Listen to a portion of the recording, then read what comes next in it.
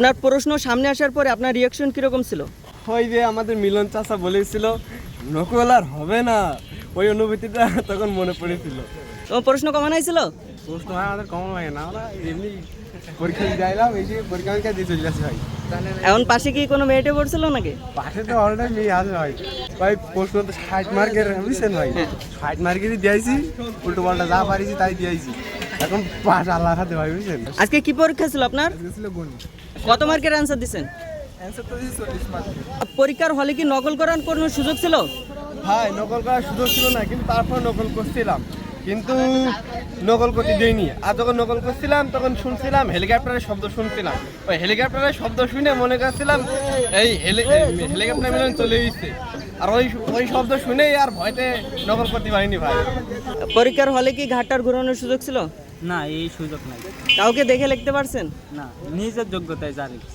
তা কারেন্টের জন্য কি আর পড়াশোনা করা যায়? কারেন্ট যায় না সহজে, কিন্তু মাঝে মধ্যে আসে।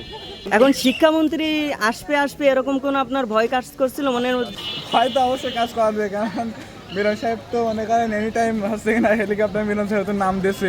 কত মার্কের অ্যান্সার দিয়েছো? আজকে 35। আর পাবা কত? পাবো এই 27-28।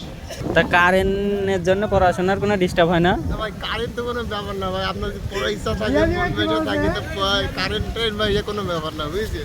পরীক্ষা কেমন হলো আজকে? খুব খারাপ। খারাপ কেন?